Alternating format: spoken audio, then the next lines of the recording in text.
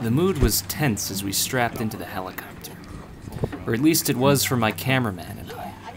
We'd never been in a bird before, and I couldn't help from eyeing the brown barf bags trapped underneath Angela Simpson's sneaker. And the ride is very smooth, but it is susceptible to wind, so you feel us getting buffeted around a little bit. Just the other week, a few state legislators were out here for a chopper ride, and one of them unfortunately lost his lunch before landing, one guardsman told us. I tried to lighten the mood by asking Colonel Eric Randall, the camp commander, if he takes the bird out on any high-octane hunting excursions. I'm not sure he heard that, though, since he didn't answer.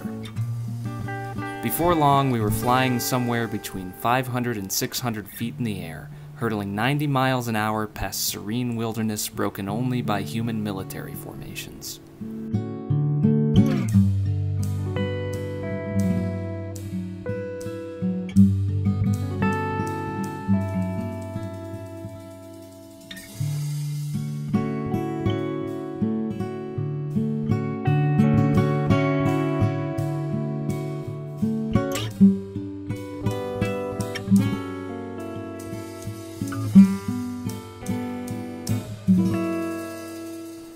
They attach giant artillery to huge helicopters, or practice their aim out on the range, big guns and small.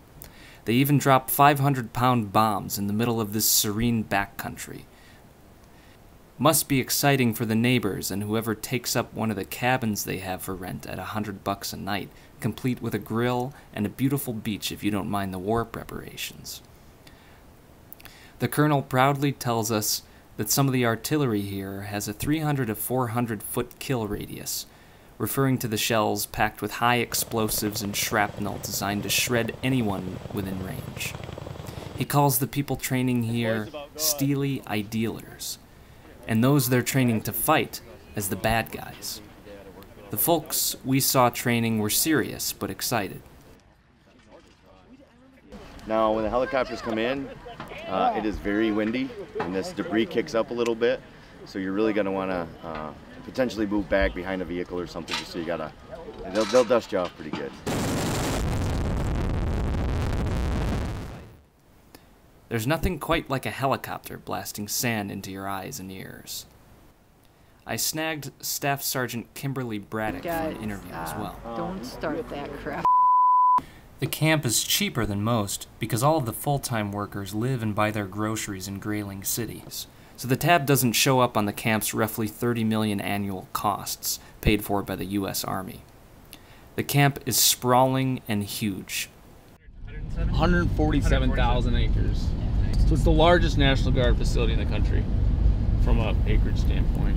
It's hard to grasp just how big it is until you're jetting through the air for an hour watching the river snake through rows of pine trees and live fire.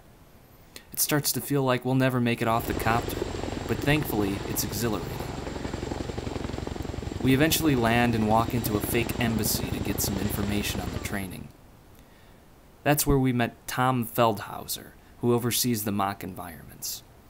They've even got a smell generator here that emulates the scent of rotting human flesh so the National Guard can get used to death. There's Middle Eastern cooking, there's market smells, there's camel, smells, dead bodies, you name it. Everyone here complains about the gourmet MRE meals, the packaged stuff they give to enlisted soldiers. If you're hungry enough, which I am, you'll eat it. But like when I'm at home, would I ever open one at my house? Absolutely not. No. Like seriously. But really, I didn't mind it. I had chicken tortellini. Cameraman ZZ felt uneasy about it though, and took only a couple bites of his meal. But he had a blast with the copters. I'm Michael Gerstein with MIRS News.